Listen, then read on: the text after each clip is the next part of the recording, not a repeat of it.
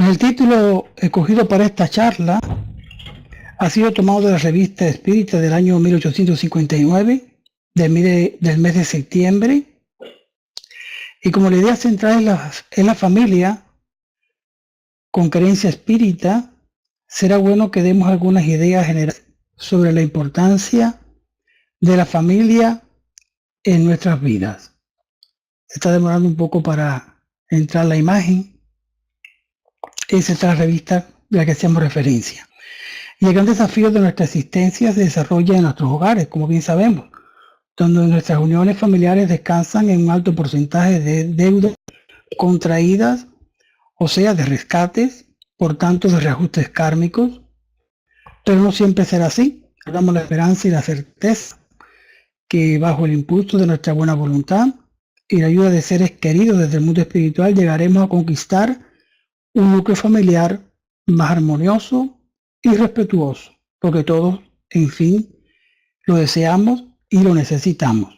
Pero hay etapas muy bien marcadas para lograr ese objetivo en nuestra evolución, comenzando con la invitación al deber, al sacrificio, la perseverancia, la dedicación, englobándolas todas en el amor. En el Evangelio según el Espiritismo, capítulo 23, en el subtítulo "No viene a traer la paz, sino la división", el ítem 16 dice que cuando Jesús se expresó así, su pensamiento era este: no creáis que mi doctrina se establezca pacíficamente. Traerá luchas sangrientas a las que me servirá de pretexto, pero los hombres no me habrán comprendido o no me habrán querido comprender.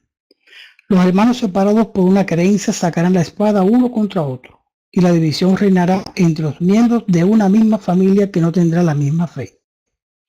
En este trecho que hemos resaltado, se encuentra el desafío para quienes se acerquen a la doctrina espírita haciendo el esfuerzo de seguir fielmente sus enseñanzas. ¿Quiénes de nosotros no ha vivido o vive la experiencia de la incomprensión dentro del hogar por formar parte de la familia espírita? ¿Es esta una situación de los tiempos modernos en que vivimos? No.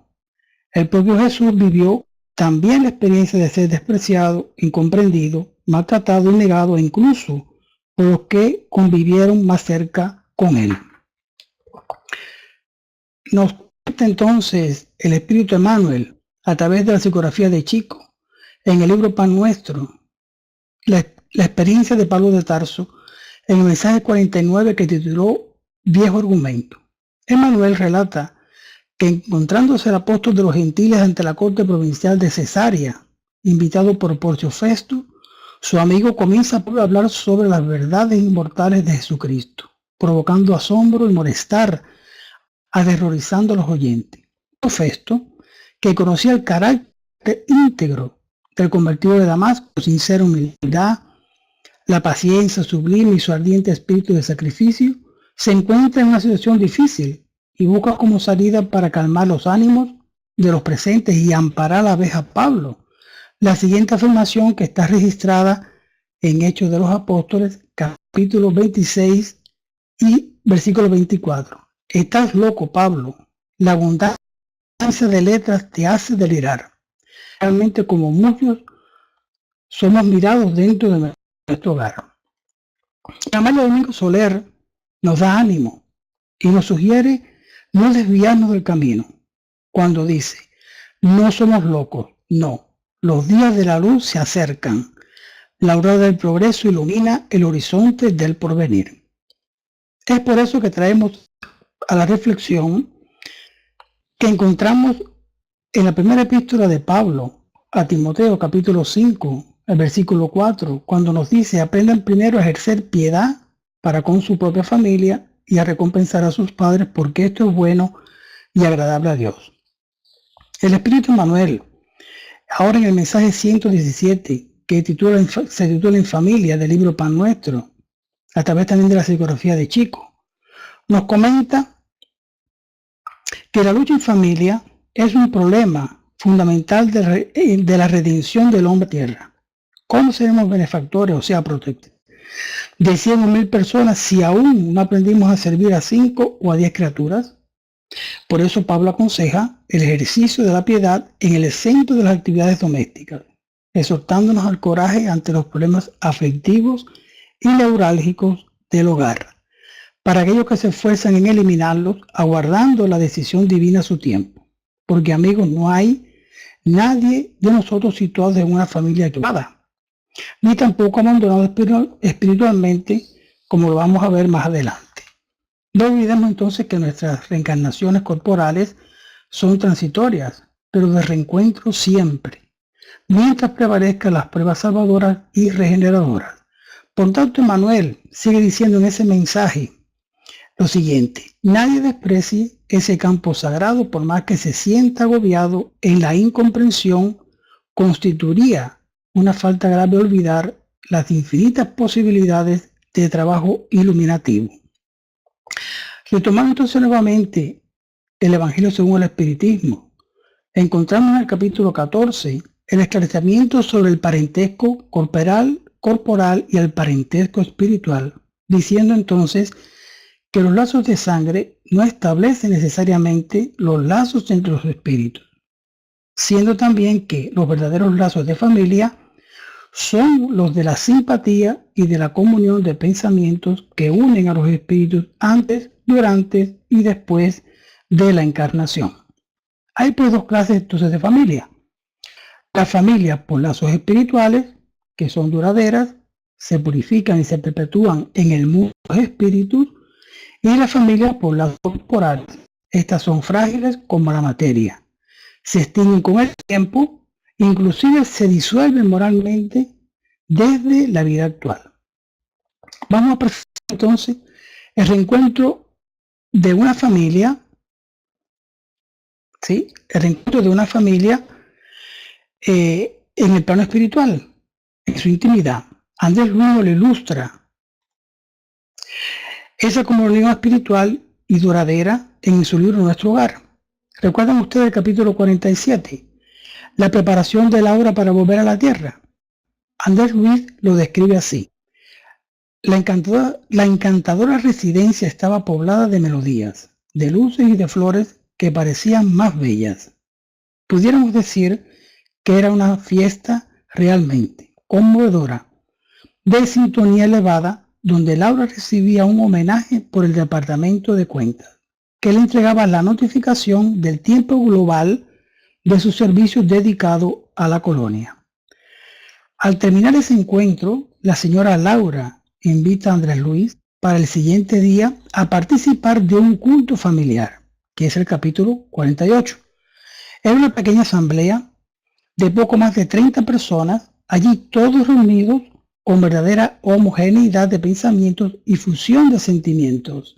Recibiendo o iban a recibir a Ricardo, que estaba reencarnado en la tierra en la fase de infancia. Él había sido el esposo de Laura en la encarnación anterior. Ustedes recordarán, y una vez más se volverán a unir en un matrimonio, posibilitando el reencuentro en el hogar de la tierra de sus hijos Licias, Judith y Yolanda una vez más.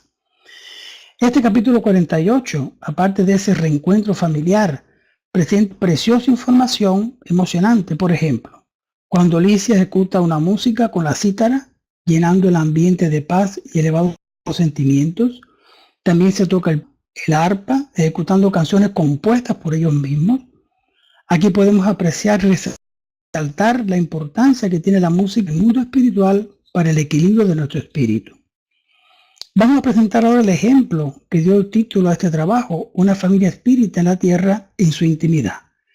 Como dije al comienzo, fue tomado de la Revista Espírita de 1859, periódico de divulgación mensual de la Sociedad Parisiense de Estudios Espíritas por Allan Kardec, desde el año 1858 a 1869. Pero antes vamos a hacer algunos apuntes muy interesantes. En esta revista Espíritu, Allan Kardec inaugura una de las sesiones fijas de la revista, que a pasar los meses irá a consagrarse con el título de Conversaciones Familiares del Más Allá, donde el codificador se comunica directamente con los inmortales a través de las más diversas formas. evocaciones, disertaciones, dictados, diálogos, etc. Allan Kardec, con ese profundo conocimiento pedagógico y conocedor del respeto y seriedad para la comunicación mediúnica, presente en la Revista Espírita de enero de 1859, fíjense ustedes, 2 años antes que fuera publicado la segunda edición y la definitiva del libro de los medios, que fue un martes 15 de enero de 1861, una advertencia para los que practicaban ese intercambio con los espíritus, colocando al final de la revista del mes de enero una nueva sección, aunque en realidad no es una sección, ¿no? Yo he dicho así, porque no aparece siempre, con el título de Aforismos Espíritas, que más adelante amplía ese título, llamándole entonces Aforismos Espíritas y Pensamientos Destacados, a partir del mes de abril y solamente en la revista de 1859. O sea, 5 veces. En las demás revistas, que las revisé todas, de todos los años, no existe el aforismo espírita. En el año 1859, aquí vamos a tener pues las 5 veces que aparece ella, ¿no? Entonces, aforismo espírita quiere decir máxima o sentencia que se propone como pauta en alguna ciencia o arte. Y el espiritismo es una ciencia, una filosofía de vida. En este primer aforismo espírita, Kardec está 5 puntos importantes. Y él dice así: con este título daremos de vez en cuando pensamientos destacados que han de resumir en pocas palabras ciertos principios esenciales del espiritismo. 1. Aquellos que quieren preservarse de la acción de los espíritus al abstenerse de las comunicaciones espíritas son como esos niños que quieren evitar un peligro vendándose los ojos. Es como decir que es preferible no saber leer ni escribir para no estar expuesto a leer malos libros o a escribir tonterías. En resumida cuenta, el codificador está aquí esclareciendo bien que nosotros vamos a estar siempre rodeados de espíritu y querramos o no, vamos a tener esa influencia, ¿no?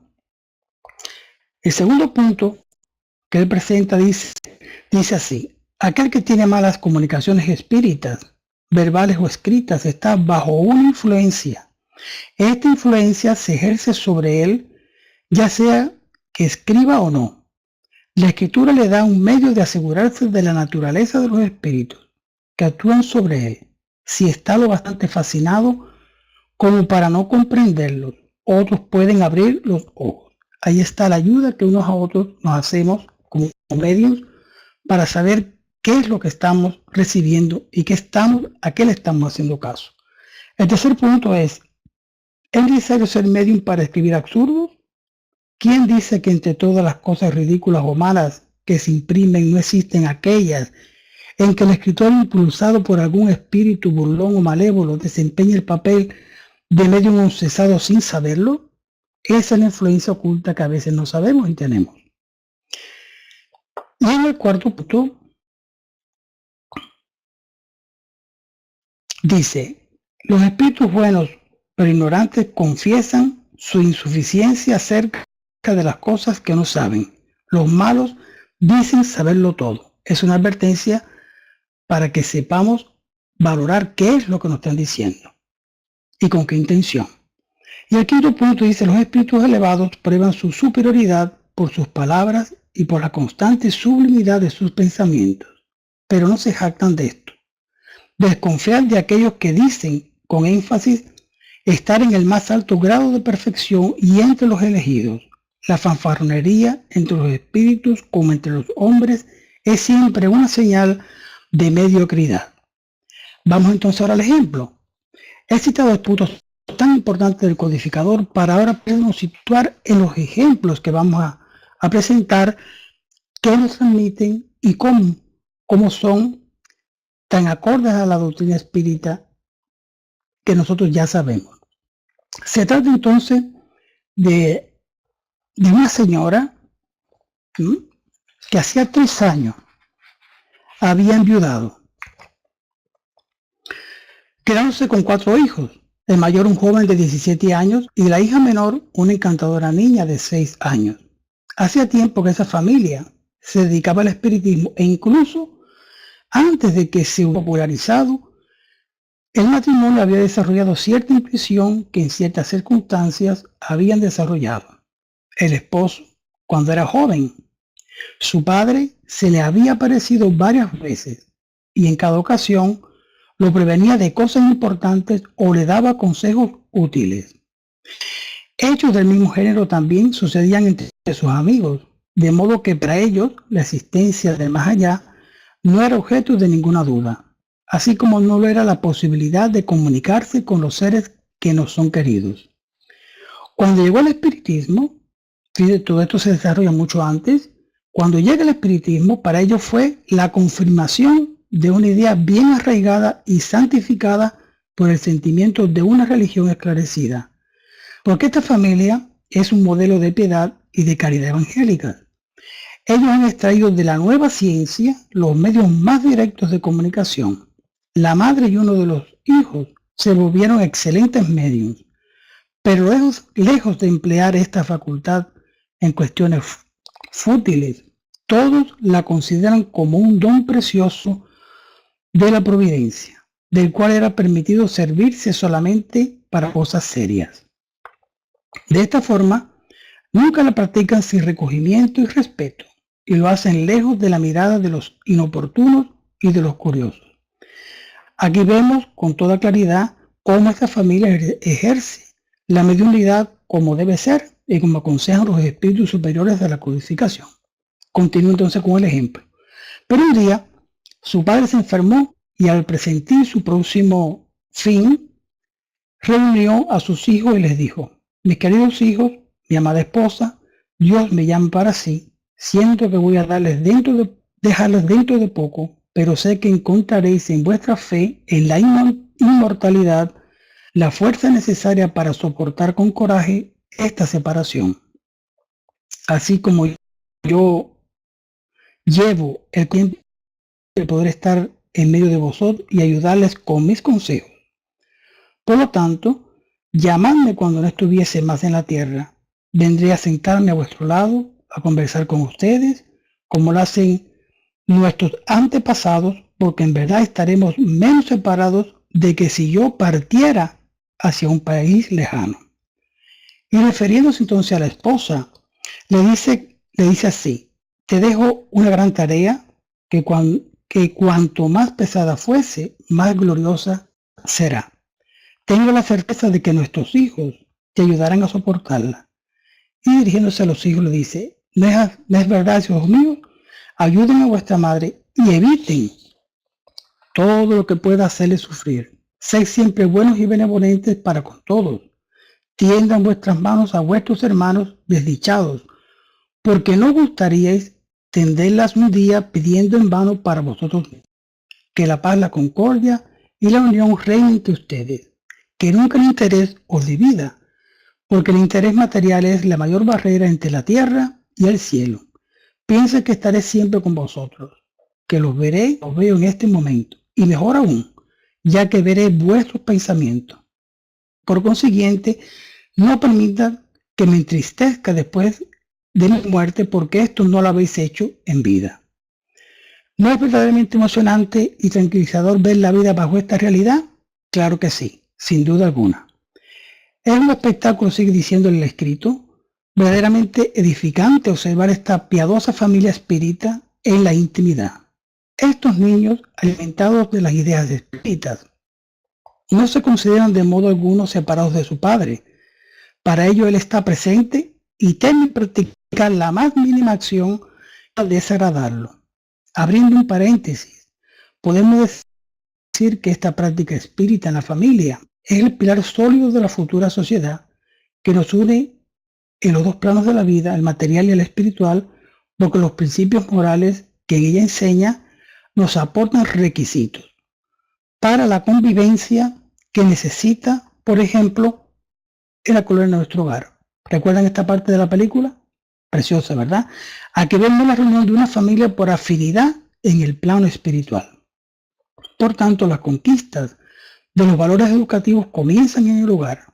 Por eso podemos colocar aquí las sabias palabras de José María Fernández Colavida, que se llamó por su trabajo dedicado a la espírita español, realizando la primera traducción al idioma castellano del libro de los espíritus, junto al resto de los libros de la codificación, haciendo entonces una invitación para las nuevas generaciones, diciendo Colavida así: corresponde a los adeptos de esta doctrina transformar sus hogares en escuelas de enseñanzas y vivencia de sus postulados, a fin de evitar nuevos desastres emocionales y sociales, preparando ya a la niñez y a la juventud para la construcción del futuro. En este pensamiento Colavida nos está recordando el deber de los espíritas en sus hogares para ser ejemplo ante la sociedad.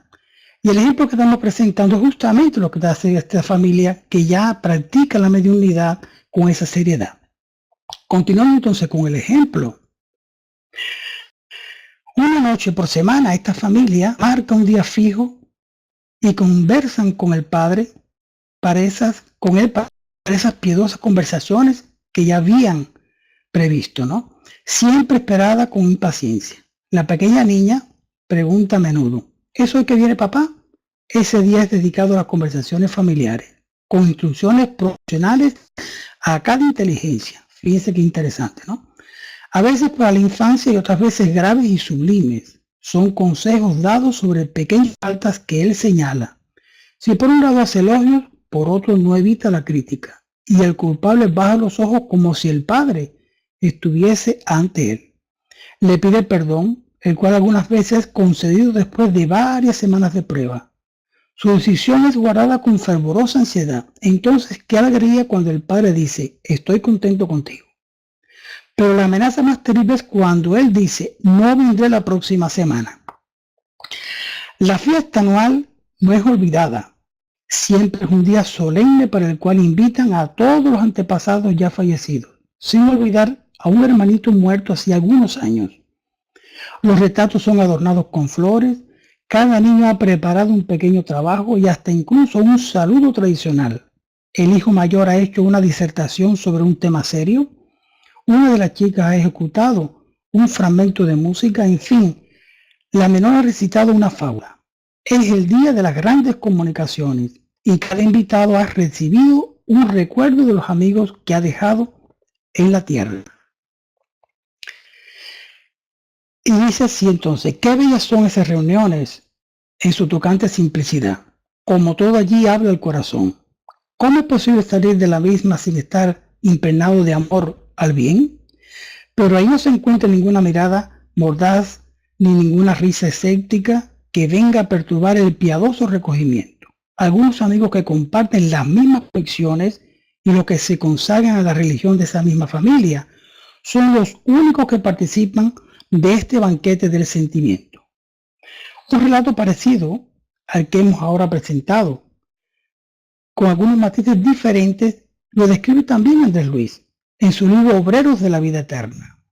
En el capítulo 11, Amigos Nuevos, se trata de Fabio. Ustedes recordarán, está postrado en una cama con enfermedad de tuberculosis en la fase final de su existencia terrestre, conversando con sus dos hijos de 6 y 8 años, preparándolos y fortaleciéndolos para su partida, ya que desde los primeros momentos o días de su matrimonio, él instituyó el culto doméstico de la fe viva en el hogar, preparando a la esposa e hijos y a otros familiares para la vivencia de la vida eterna. Pero aquí hay una cosa importante que vale mucho destacar de Fabio. Es que Fabio no es un medium con tarea, en el significado del término, o sea, no trae ese compromiso en esta existencia. Sin embargo, es un hombre equilibrado, de conducta sana, amante de la meditación y de la espiritualidad superior, y por esa razón, desde la juventud se volvió un excelente suministrador de energías magnéticas, colaborando con los espíritus de la colonia a nuestro hogar, en relevantes servicios de asistencia oculta para él. Es por lo que varios mentores de la colonia tienen muy en cuenta y una alta estima de su concurso. Durante muchos años se conservó el estudio de las cuestiones trascendentales del alma, formándose academia del esfuerzo propio. Aquí cabe obligatoriamente un comentario, y es que al observar que persona que se esfuerza por una vida equilibrada construye créditos valorados por los espíritus que nos dirigen sin nosotros saberlo, y pasamos a convertirnos en seres útiles para nuestros semejantes. Pero muchas veces escuchamos en ocasiones pues esa preocupación de si soy medium, si tengo tareas y cosas así, si son importantes, y en realidad lo más importante para nosotros es esa preparación de ser mejores cada día para poder estar equilibrado y poder tener una vida con mucha tranquilidad. La vida sana, con simplicidad, el buen sentido, la conducta honesta, buscando valores trascendentales de la vida inmortal y dándole valor justo a las cosas de la vida material, nos va a llevar al camino, de la felicidad. Por eso entonces Allan Kardec, en la revista Hora de 1860, de mes de octubre, en la página 401 y 402, nos dice que los espíritus nos enseñan lo que es preciso hacer en este mundo para estar lo mejor posible en el otro mundo. Y como allá tendremos que estar por mucho tiempo, es bueno que nos aseguremos el mejor lugar posible. En general, los espíritus dan poca importancia a las cosas terrenas, por una razón muy simple. Ellos tienen mucho más y mejor que esto. Su objetivo es el de enseñarnos qué debemos hacer para ser felices. Se hace visual entonces, haciendo esta reflexión de escuchar comentarios siempre sobre la transición planetaria que estamos viviendo hacia el mundo de regeneración, en el que ya vamos adentrándonos, ¿no? Y entonces yo pienso, ¿no? ¿Y cómo será la familia en ese mundo? Podemos hacer hipótesis al respecto, pero el Evangelio según el Espiritismo, en el capítulo 3, Mundos Regeneradores, nos dice que en este tipo de mundo, nuestra alma cuando se arrepiente, encuentre calma, reposo, buscar la purificación. No obstante, estaremos sujetos a leyes que rigen la materia, experimentando sensaciones y deseos, pero libres de las pasiones desordenadas, donde no existe el orgullo que hace callar el corazón, la envidia que tortura, el odio que sofoca. La palabra amor estará escrita en nuestra frente, regulando las relaciones sociales, intentando seguir hacia Dios, armonizándonos a sus leyes. Encontraremos allí la perfecta felicidad, sino la aurora de la felicidad. Y tenemos que destacar entonces aquí que la palabra amor es la que va a regular las relaciones sociales. Y es lo que nosotros estamos ahora intentando conseguir, regular relaciones sociales, haciendo estos ensayos de amor para hacerlo más palpables, más serios, más profundos, ahora en el mundo de regeneración. Por eso la construcción de la familia espírita en su intimidad será una realidad mucho más común de lo que es hoy. El intercambio con el más allá será tan popular y acogido con tanta naturalidad que, para hacer una comparación práctica con referencia a las facilidades de comunicación que hoy tenemos, sería como los intercambios de mensajes de WhatsApp, los edificantes, no los de mal gusto, que hoy millones de personas usamos constantemente en nuestro día a día. Es así como nosotros vamos a estar viviendo en un mundo de regeneración con una constante conversación, donde el amor va a fluir mucho más. Recordando entonces nuevamente, me gustaría hacer referencia a una parte del discurso que él ofreció para los espíritas de Lyon el 19 de septiembre de 1860. Así que el próximo 19 de septiembre se cumplirá 157 años de ese trascendental discurso, visitando a los espiritistas de esa ciudad de Francia, quedando asombrado por el acogimiento de la doctrina espírita, principalmente en la clase trabajadora, y la seriedad de su práctica. En este discurso, Kardec clasifica a los adeptos en 3 categorías. La primera categoría dice así: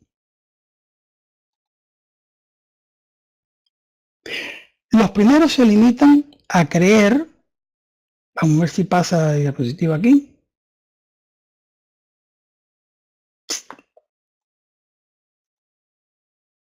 Aquí. Los primeros se limitan a creer en la realidad de las manifestaciones y buscan ante todo los fenómenos. Para ellos el espiritismo es simplemente una serie de hechos más o menos interesantes. Los segundos ven en el espiritismo algo más que hechos, comprenden su alcance filosófico, admiran la moral que de él se desprende, pero no la practican. Para ellos la caridad cristiana es una bella máxima, pero he aquí todo. Los terceros, en fin, no se contentan con admirar la moral, ellos la practican y aceptan todas las consecuencias.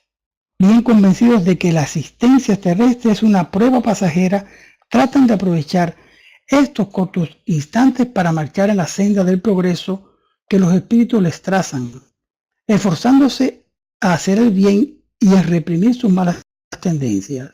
Sus relaciones son siempre seguras, porque sus convicciones los apartan de todo pensamiento del mal. En todas las cosas, la caridad es su regla de conducta. Estos son los verdaderos espíritas, es decir, los espíritas cristianos. Los ejemplos que hemos presentado anteriormente en esta charla entran en esta categoría de la que nos habla el codificador.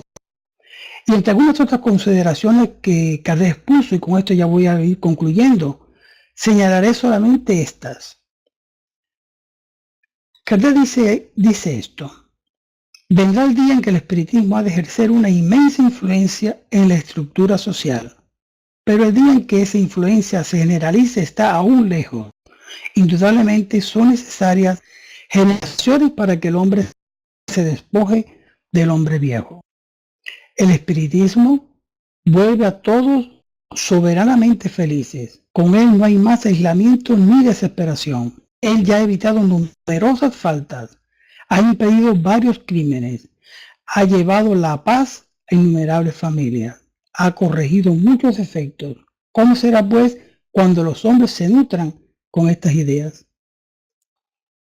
Y por último, el codificador dice, una vez más, el espiritismo es la clave de la verdadera felicidad, y ahí está el secreto de su poder irresistible. Una doctrina que hace tales prodigios es pues una utopía. Que Dios en su bondad se digna enviaros espíritus buenos para asistiros en vuestras comunicaciones. Un día recogeréis centuplicado los futuros del buen grano que hayáis sembrado.